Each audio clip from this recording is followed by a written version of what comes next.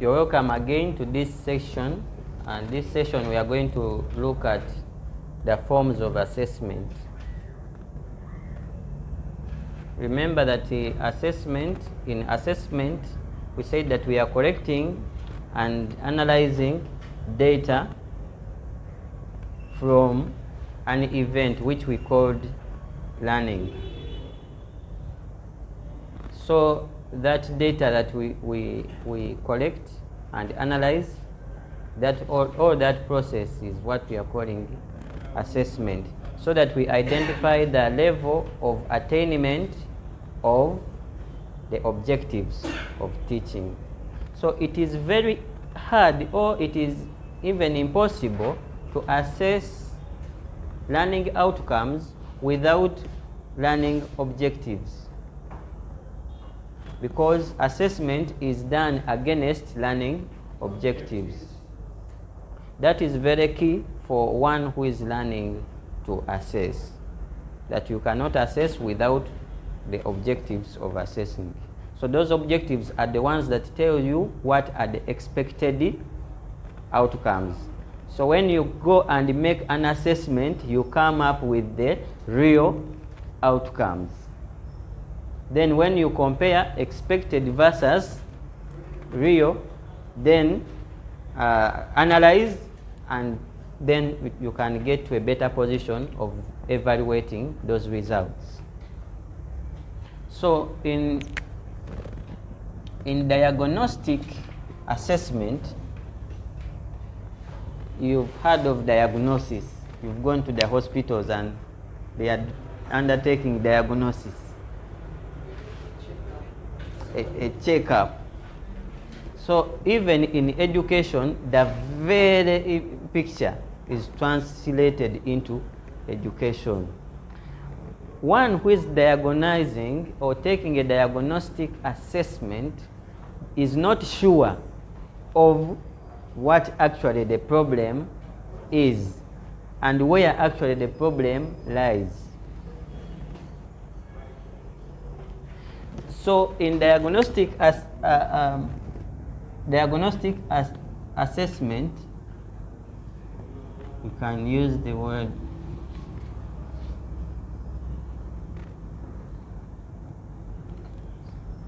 if one drew a square and connected the two opposite corners with the lines, those lines are called diagonals.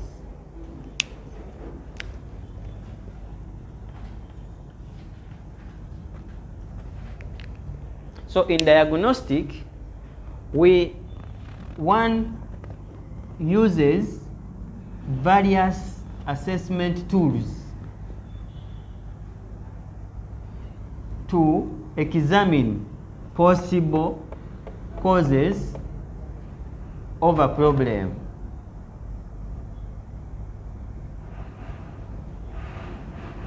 And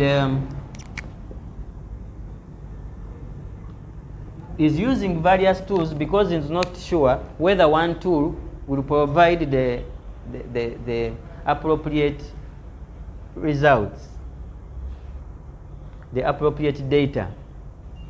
If one went to a new school where there is no record of work, the teacher did not leave records of work, and possibly the head of department is also not around, but you have to start to teach. You've got to find out where actually the teacher ended, and what actually what were the topics before. You do all those tests, and then after you start to find out where in those topics possibly would the students be struggling. You don't know. In diagnostic assessment, the assessor possibly is even not very sure of the objectives. So the person is saying, I'm not feeling well, but I'm not feeling well. What is paining you? Is it the head? Is it the head? just the whole body is weak. Then you start thinking, could it be malaria? You test for malaria. Could it be depression? Could it be... You test for various diseases until you draw conclusion on one of the diseases. So diagnostic assessments are more probability driven.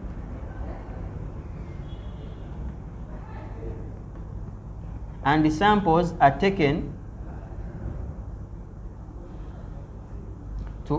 at various intervals or from various students to arrive at what the problem could be, so that you can get the true problem and then arrive at the conclusive appropriate solution.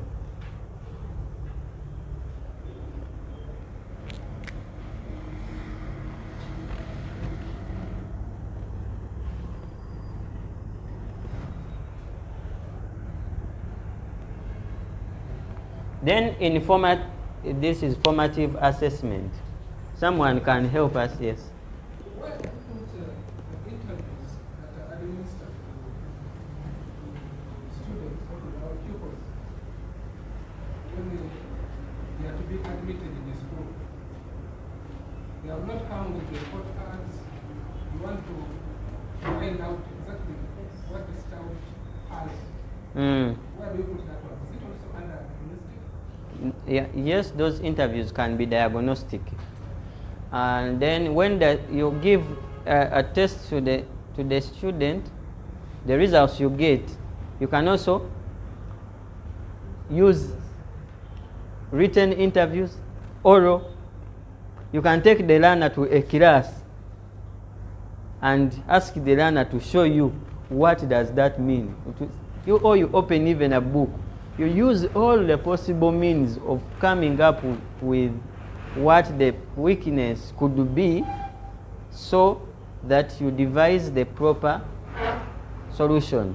Possibly in some schools you don't even know the class in which the learner should be assigned. But through, yes? The learner may come with a report. But because schools know that there will be different standards, and come with a report of the learner who has promoted people. But according to the school standards, one has to know, is this report really a reflection of the learner's ability according to our standards? That's why they give them one interview and only tell them that if this learner cannot measure up to senior people standards, and they can even give them a P3 assessment, and they can't again measure up. When they say, this learner is supposed to go back according to our standards, 2 classes, no. And you find that they tell you, if you can let this learner join us in the field, then we can give an offer in terms of the opportunity of investment. So that one was determined, because it is there to test what are the abilities, not the report form is showing that she has 80s. But this is really okay. Thank you. What is happening is that where there is probability, there is the highest level of what? Of doubt. You see that? You're doubting whether there is... You don't know specifically what the challenge could be, but you use various tools to come up with the results, which you can now compare in a diagnostic assessment system. There's a school where a learner was brought to join top class, and he was assessed to see whether he could read some three letter words, and the learner would not. Then they had got to see whether the learner can actually do the sounding of the start pin, and to which set they are set, until they came up to know that the learner did not complete the sets, and sets can't blend. Now, how can the learner be helped when the parent is insisting should be in top class, and the body of the learner is big, and the parent has a defensive proof, evidence? So, but diagnostic will give you, you use several alternatives to draw conclusion, other than using a single assessment tool to draw conclusion. Maybe to add to what you're saying, there was a study of a child who was brought for an interview, and was given colors to learn. The child came for the interview and was given colors. And the child refused. So The child refused. she failed the interview. And while they were going back home, the child was narrating to the mother, these teachers are stupid. They were telling me to tell them color yellow, color green.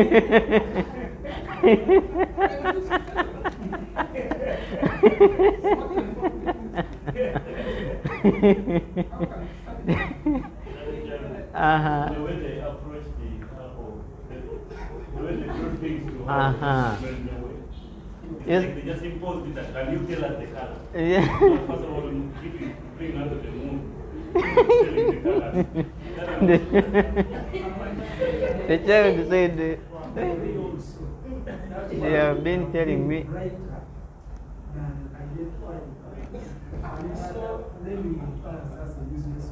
He was According to her, she said, I want this for telling the colors.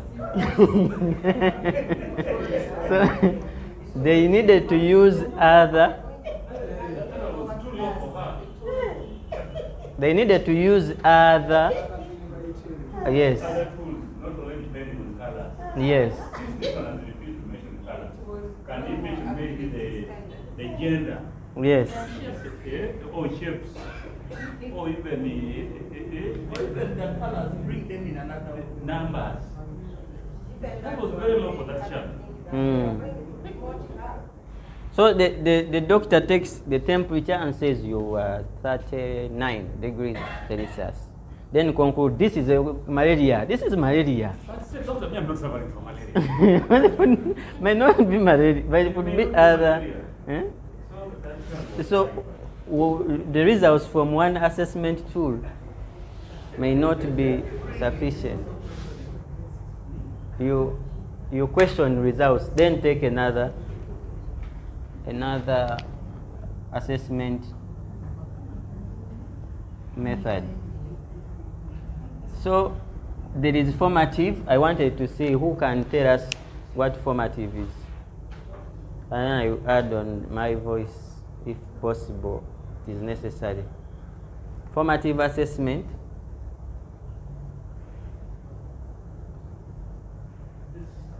I think formative assessment is finding out the achievement from which level to which level. Like maybe today I've talked about maybe this. At the end of the day, I give an activity. But objective is objective based. Today, what is the achievement level of these children? In this learning area also, what is the achievement level? This area also. So which will now lead us now to summative, which summative is within a topic or termlet or yearly. Okay. So it's the way I see it. It is like it is continuous assessment. That is what. Okay. Yes, Mr. Stan. For formative, it is an ongoing form of assessment. It is ongoing. Ongoing. Determine whether the student is achieving what is being given in the branch, and also to see where this student can be helped. Without realizing that could be at the end of this topic or chapter, the test given to the student, most students are failed. Then it means you have to revisit the chapter. Could be the anticipated objectives you are not attained right now. So, finally, to ensure that the learning goes on effective, rather than waiting for summative where you have test at the end.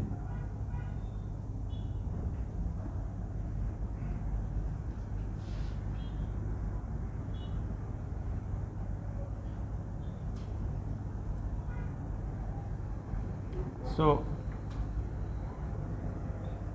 I like to use the word the word you've given, ongoing. Then it is done throughout the learning process. The learning and teaching process. The learning and teaching, the teaching and learning, the teaching and learning process to improve. The feedback is given to the teacher and also to the learner. As you check on their learning, the learners get to know to what extent they have achieved what is ongoing. So they get the feedback. And also the teacher gets the feedback.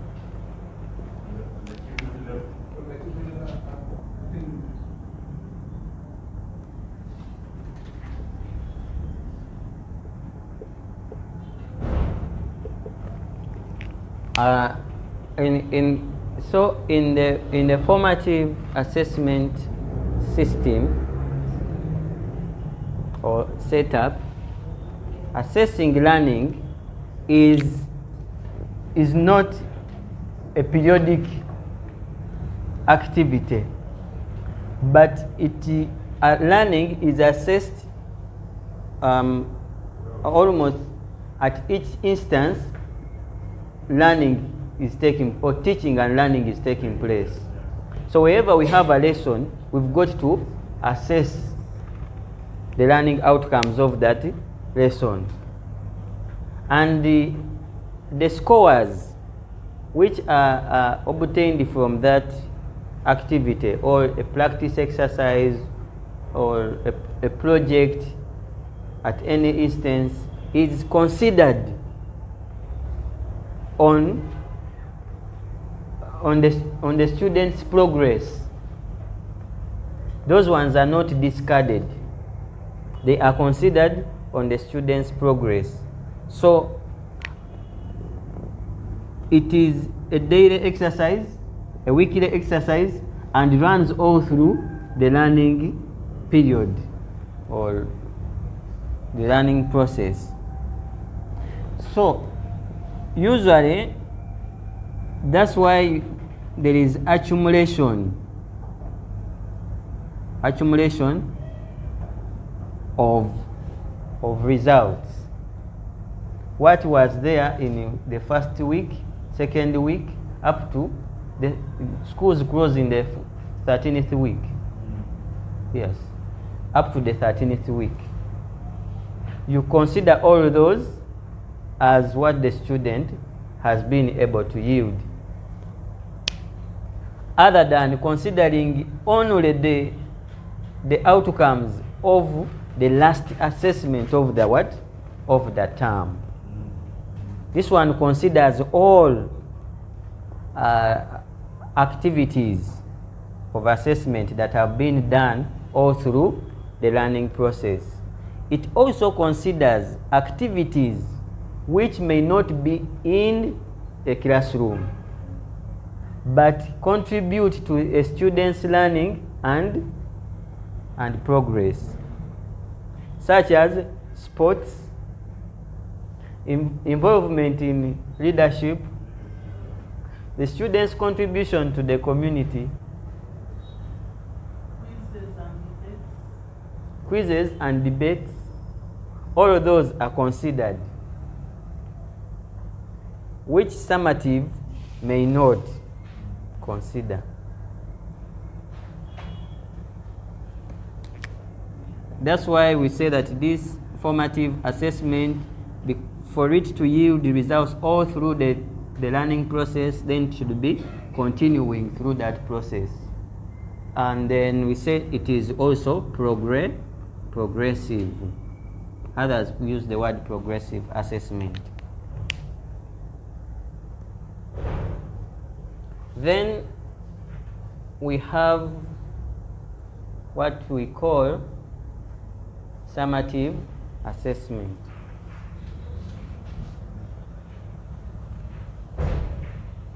Summative assessment. The word summative comes from the word what? Sum, which means total. Total up. So summative assessments are those forms of assessments that are undertaken at the end of a course or at the end of a section of education.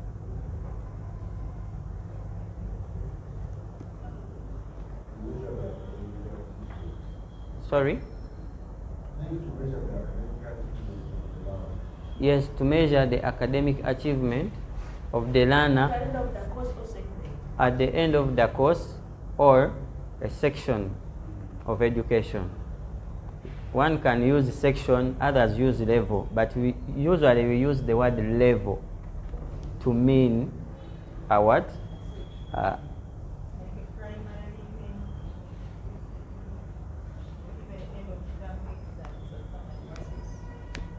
Sorry?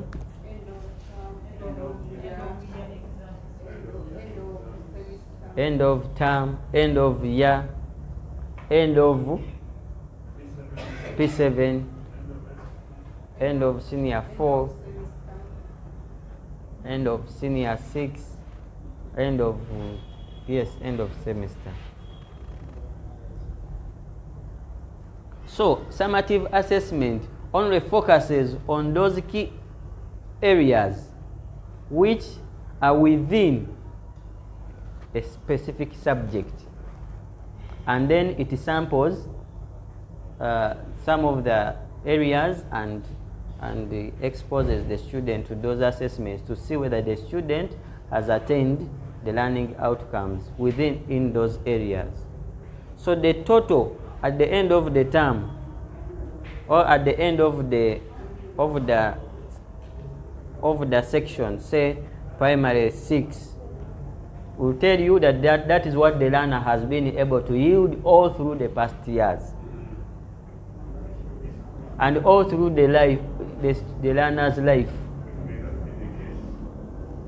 So that is why Mr. Etiang, Mr. Etiang is doubting I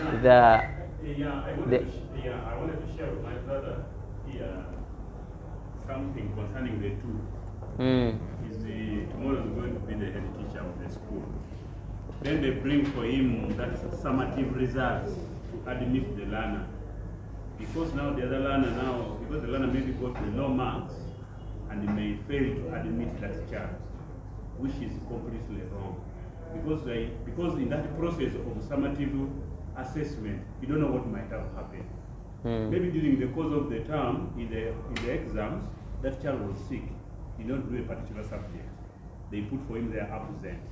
Now totaling up, now the child does not get now the marks that requires him to admit. But when we go to now summative, formative, there is how my teachers, I teach them how to make the weekly assessment records per subject per week. So you go now on your continuous assessment. The first week of the term, how many did this child score in this subject? In that sequence. By the end of the term, I will be able to tell that this child is able to go to another class. And that's what the thematic curriculum is emphasizing, and even lower secondary school curriculum is emphasizing. We emphasize on continuous assessment than summative. Okay. Yeah. That is okay.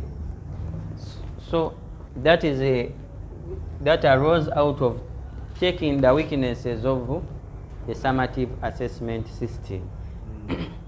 Because by exposing a student to a 3-hour examination or a test of 2 minutes or 7 minutes does not mean that that is all that the student can do in all his or her life.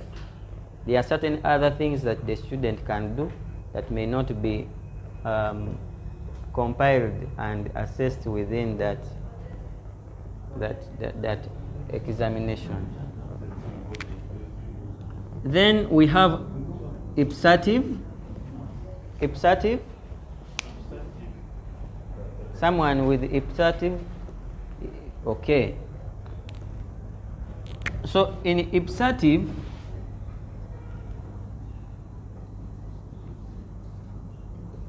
we look at the learner's past assessment results in an area and see the trend that informs us of the learner's current abilities. So if the learner, let me put a scale from 2020, okay, 2020 there was COVID, 2021, 2022, 2023, and then let's end in 2023. The student here in mathematics was scoring 80. Here the student is scoring 60 and the student is scoring 40 in 2023. So if a teacher came to this student and found the student freshly, the teacher is new and the teacher is in 2023 and is looking at the student, will only think the student can only make 40%. Not aware that the student was at one time scoring 80. Now, this teacher, if he does an Ipsative assessment, will assess and see what was the past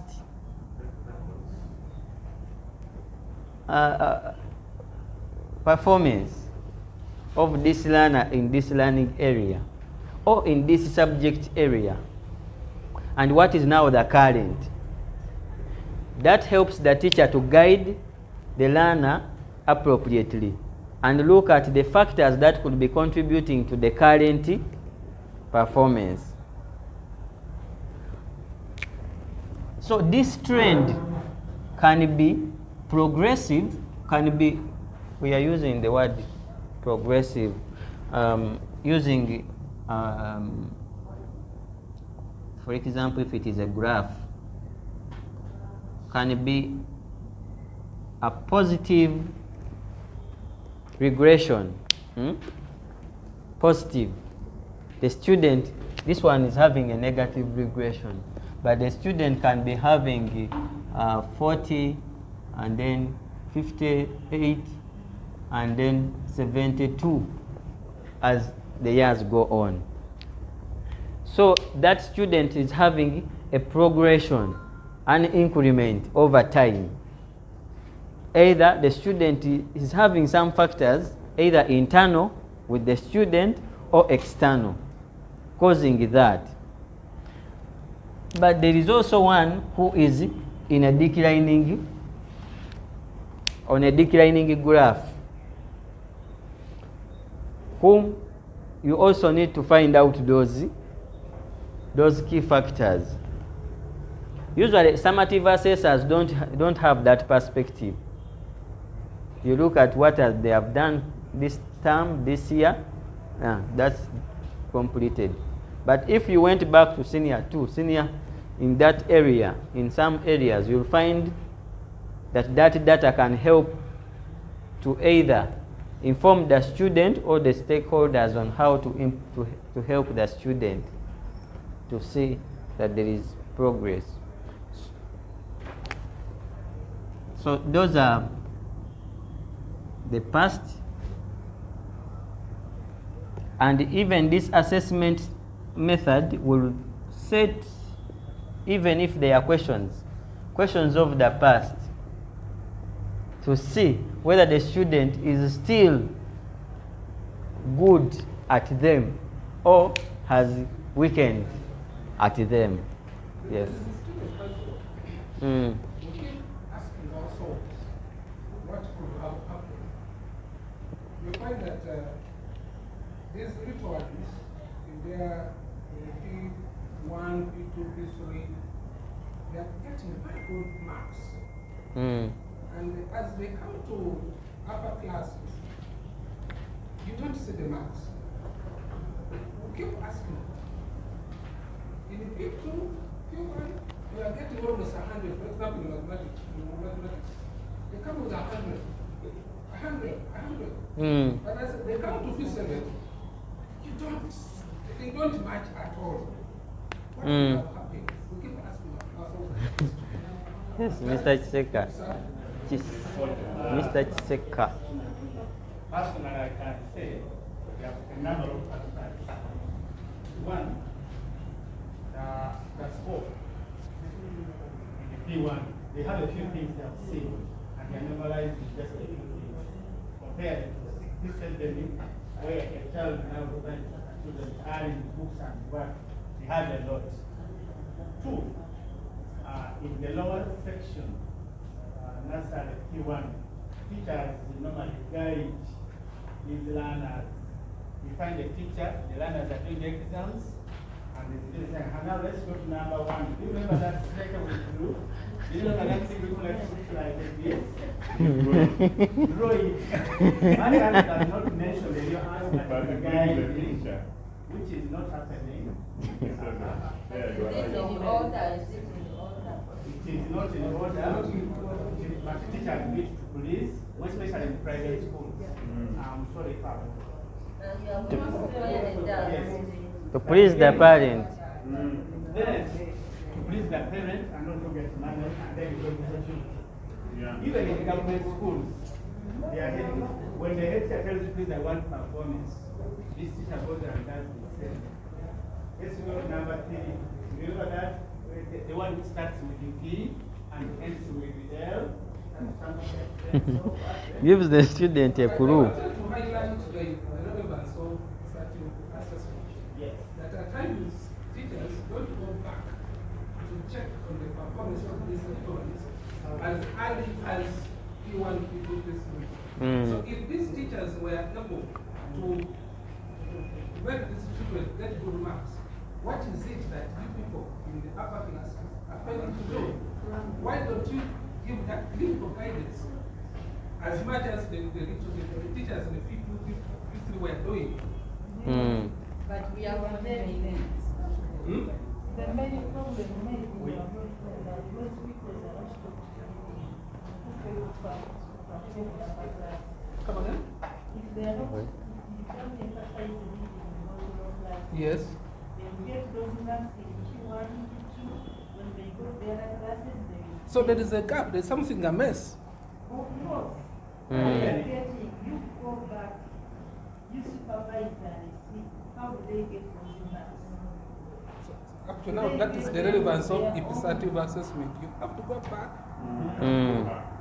Yes, Mr. Mr. Secretary, Samuel. about the scope, but doesn't want to stop at that. The higher you go, the harder is the content.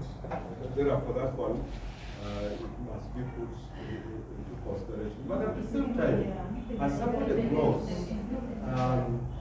definitely, like for example, by P7, they have started off with their that sensitive age, whereby it's now not only to do with delivering the content, but you must as well address the issue of their personal development as teens. Because some of them are swayed away by what they see,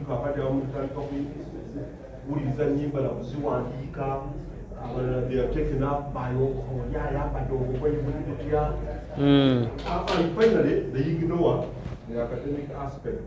So that's why they say that at that age, as a teacher who knows growth and development of the human being, as you teach, you should also be aware that now this is the time when I'm supposed to start, say, counseling of this lad, to make sure that what he's seeing really and is going through does not affect his academic or our academic achievement. But most times, this one is, particularly these days, teachers are no longer taken up by, how can I help this learner to develop as an individual who is a teenager who can be taken up by so many other things, being that according to the hormonal changes in their bodies and whatever.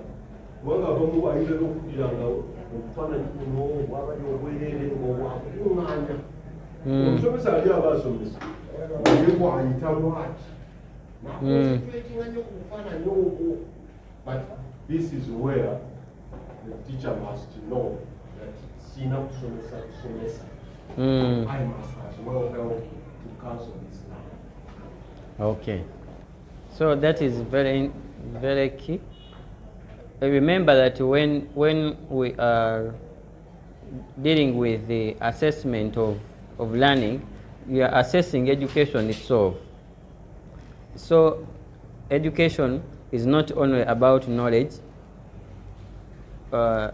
it is a combination of knowledge, skills, and values.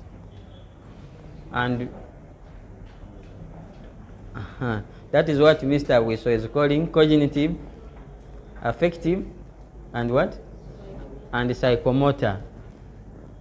So if education only assesses knowledge, then possibly the assessment is very partial. As education should actually impart the three, knowledge, skills, and values, so if it is doing so, then it has to assess the three domains. Now we have portfolio assessment. Portfolio.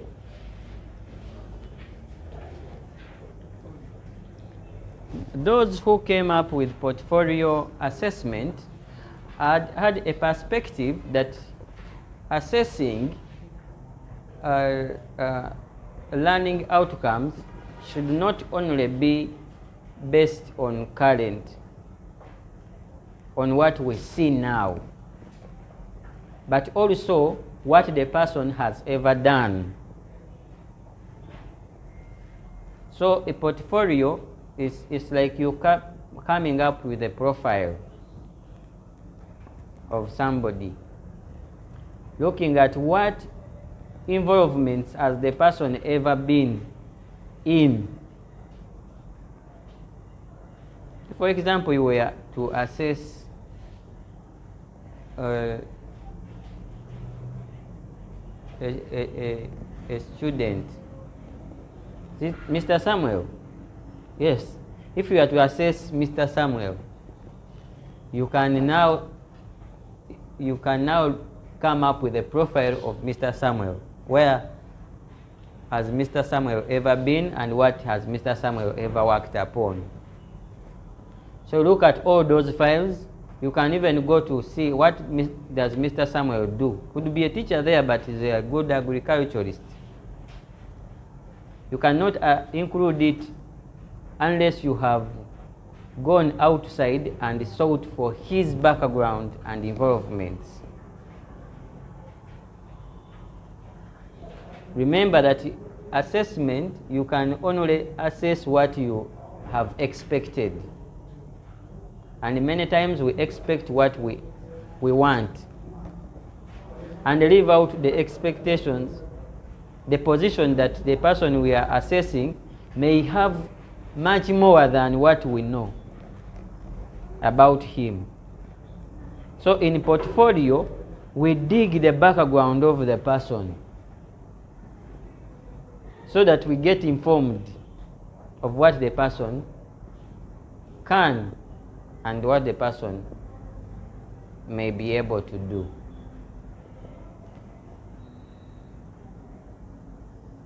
So portfolio does not only look at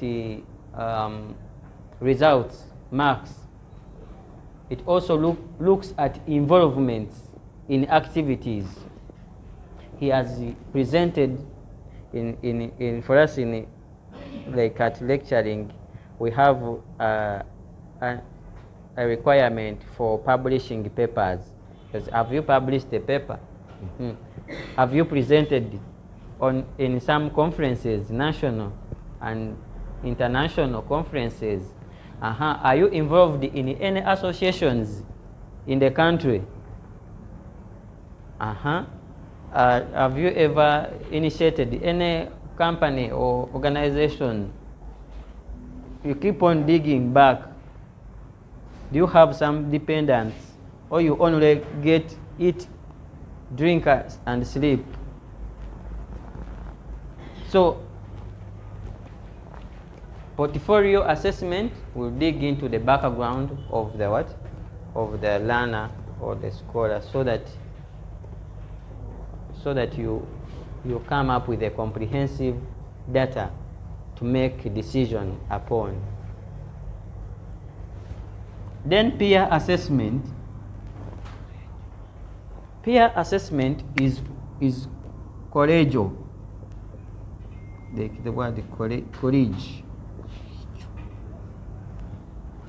From the word colleague. In peer assessment, they look at that one assessor may not come up with appropriate and conclusive assessment outcomes, but maybe two or more assessors using the same assessment system can come up with better assessment outcomes. So this is where you see in schools where you hire, you call them those ones that judge music, dance, and drama, adjudicators. Everyone is observing. They agree upon the observation aspects, and each one observes independently. Then afterwards, they come up with either an average of scores to draw conclusion. They can even come up with arguments. So in peer assessment, a third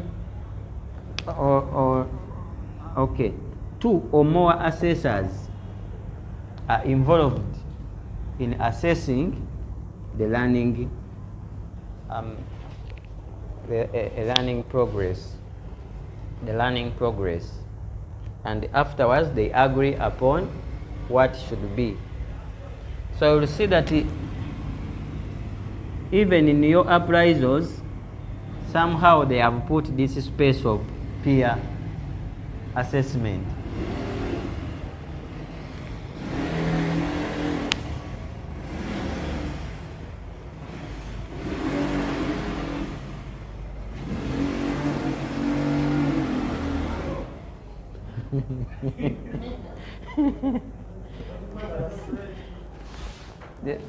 So the space of peer assessment where you're given an appraisal to assess yourself, then after you go to a what?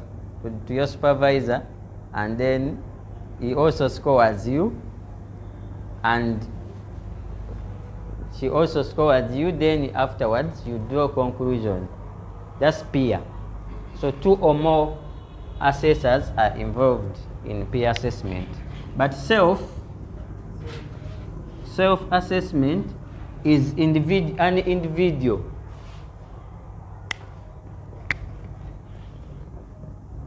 Conducts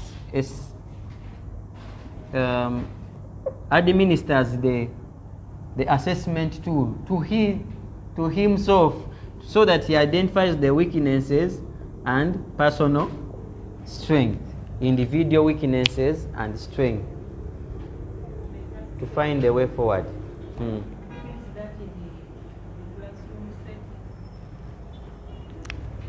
Yes. Here the learner assesses himself, and after we say what is the problem? What is your problem now?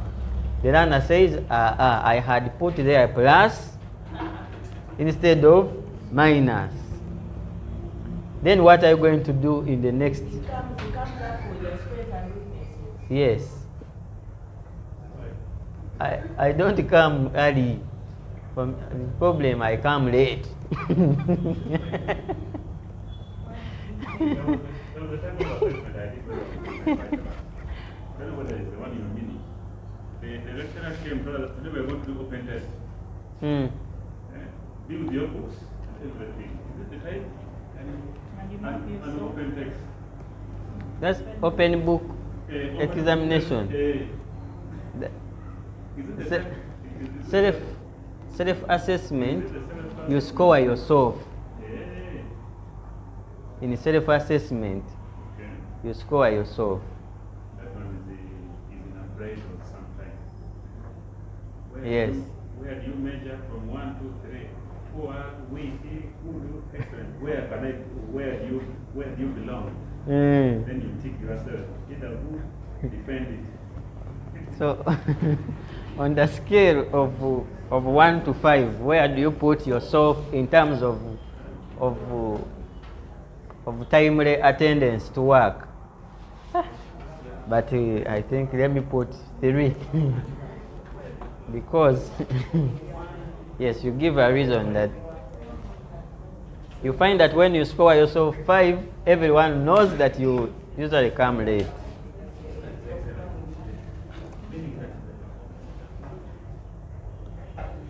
So here a learner can also assess his personal progress and draw conclusion. Here can be teacher to teacher to, or learner to learner and learner, drawing conclusion about the presentation or a project. How do you see that mold, that sculpture that he came up with? Everyone comes and says it's really good, but it lacked the hands, the other one, until you come up. So various assessors here, and there's your own assessor in self-assessment. Now, baseline assessment. What is involved in baseline assessment? Usually, a baseline assessment is done as a preliminary assessment, okay, a prior assessment to an implementation of a new program or a new topic. Baseline. So in baseline assessment, you don't need to involve everyone. You involve a sample.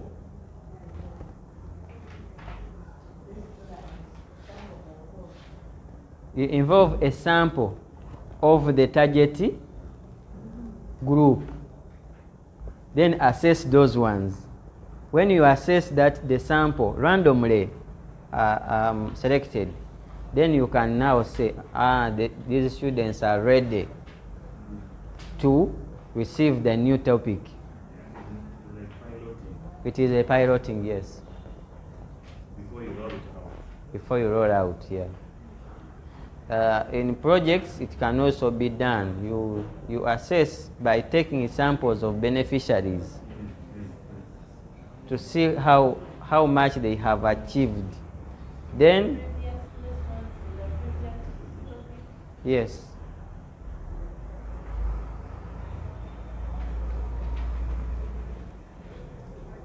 Then it gives you how you can introduce a new one, or you don't need to introduce a new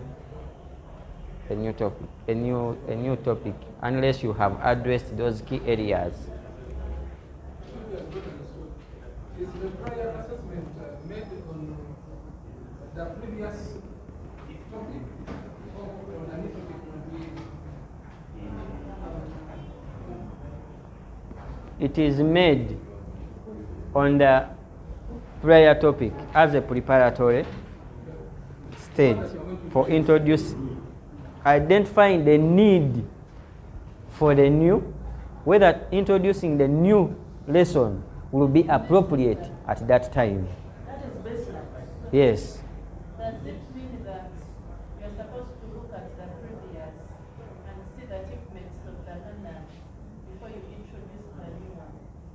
Yes. If there isn't any progress, then you don't need to go ahead. You have to go back to the previous. You need to address those key areas. Because I happen to, I don't know, you people are teaching mathematics. Are there some teaching mathematics? You're teaching mathematics. If it's one, then mathematics cannot be an example to give. But you're teaching which English language? Yes? Geography. Geography, economics. Universal now is English. English? Yes. Okay. English language is universal at primary. Yes. Oh, At all levels. at all levels. So, if it is teaching English language, let me go to kindergarten. You know that learners in kindergarten have got to master sounds, then they blend, not so. Then after they are able to read the word. Now you're introducing sentences. As a new project, okay, new topic. You come and check. You come with some of the words in the what? In the sentences which you want them to read. And then get a sample of samples of some of the students at random. Then ask the student to read for you those words. If the students are struggling to read most of the words, then first pause sentence reading and address those gaps in reading those words, in reading the words. Either they don't know silent sounds, they read, if it was psychology, they read with the P, psychology. Yeah. So you address those, you introduce, like we are going to look at silent sounds. Because you have done a preliminary study, there are silent sounds, you bring some of those words. Then when you're introducing sentence reading involving even those words, they will be able to flow very well.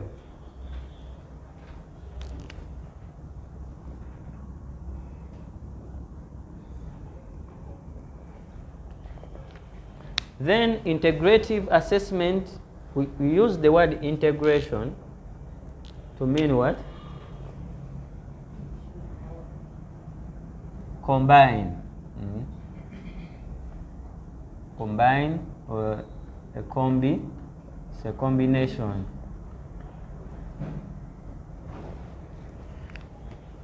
So integrative assessment uses one or more assessment forms to draw conclusion. You use one or more. Sorry, use two or more, because if it is integrative, you can't use one only. Yeah, the best is using two or more. Yes, two or more assessment. I don't know why my pen is. So that is those are the forms of assessment. Let us have a pause of like 7 minutes, then we introduce another topic. Within that time, I would be writing for you the draft. Or you give us a program.